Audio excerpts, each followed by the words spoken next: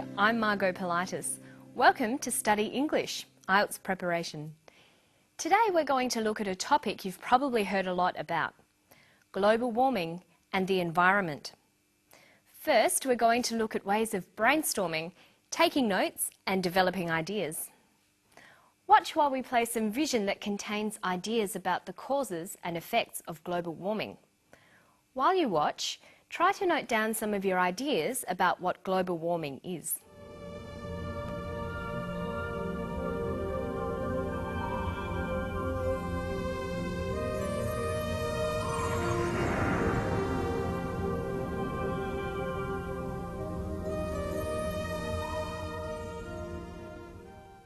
Okay, so you saw some ideas and perhaps took some notes during that clip.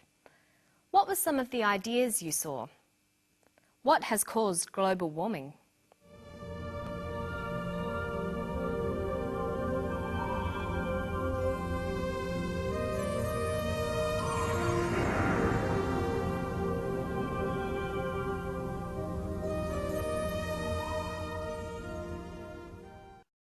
We saw gases in the air, cars, factory waste, and people cutting trees down.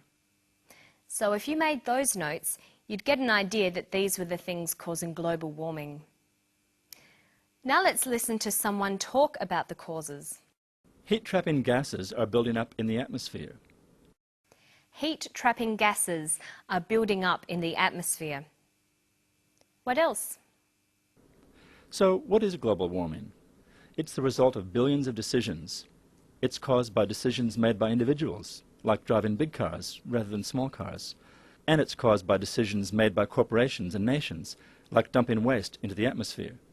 Global warming is caused by people using big cars and people dumping waste into the atmosphere. Okay, so you've looked at the vision and listened to the speaker, and you've made notes about some of the causes of global warming. Now, let's look for some of the effects.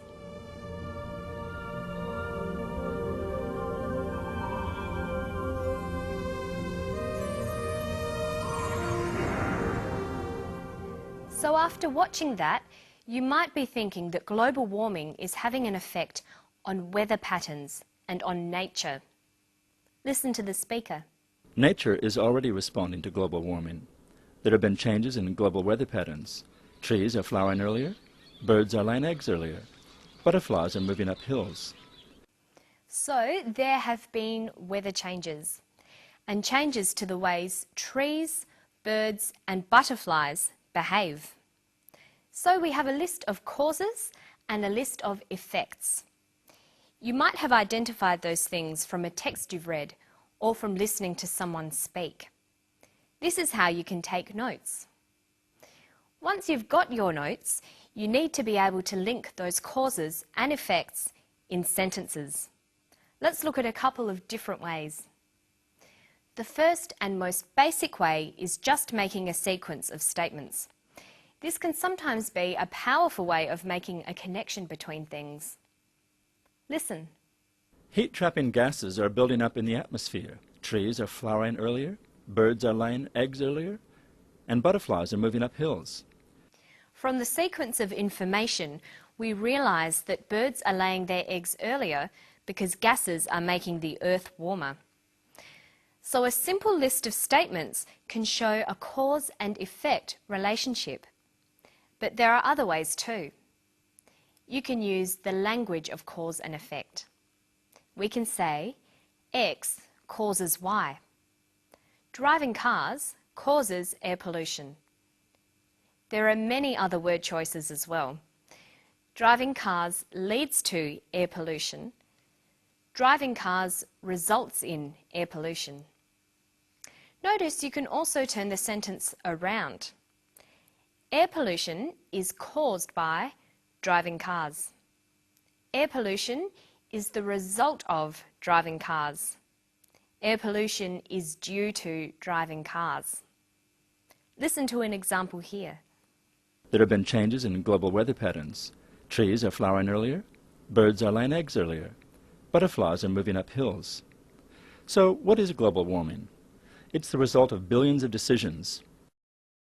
He's talking about global warming. Global warming is the result of billions of decisions. Global warming is due to billions of decisions.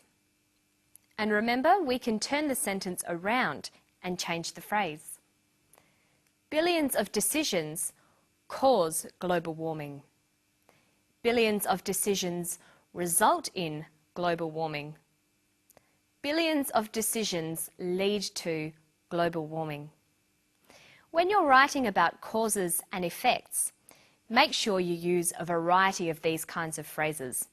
There are many to choose from, and you should make lists of cause and effect language and the kinds of vocabulary you can use to describe cause and effect relationships.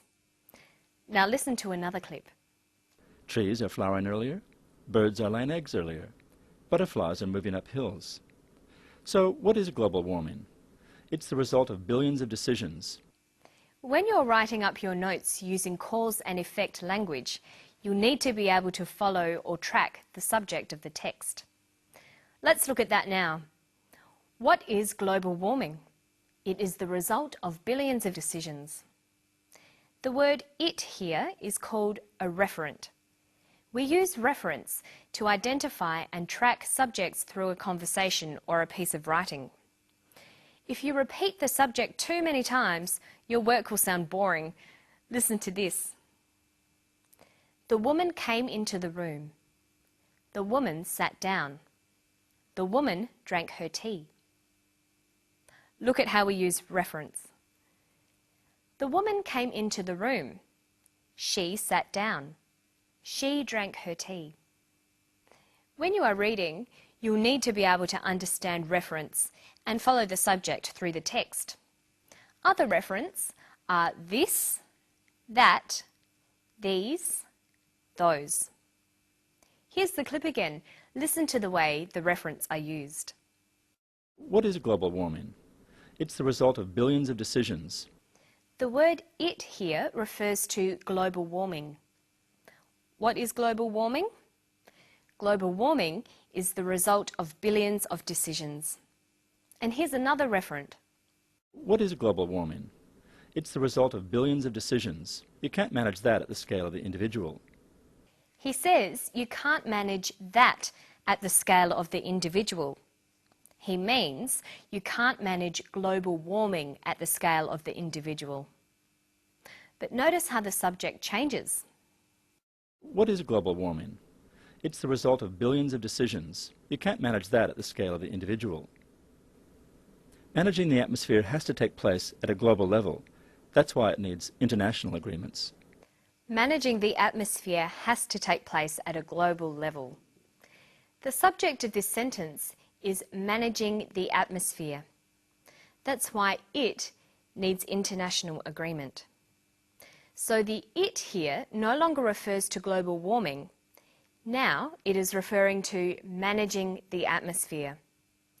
That's why managing the atmosphere needs international agreement. When reading and writing, you must be very careful to notice when subjects change and to be clear about which subject is being referred to. This can be quite tricky sometimes. Next time you see a paragraph, try to highlight all the referents like it, this, that, these, those, he, she, they. Then try to work out what subject they are all referring back to. It's a great exercise and it will help your reading, writing and speaking skills. And that's all for today. Hope you keep enjoying your English studies and study English. I'll see you next time.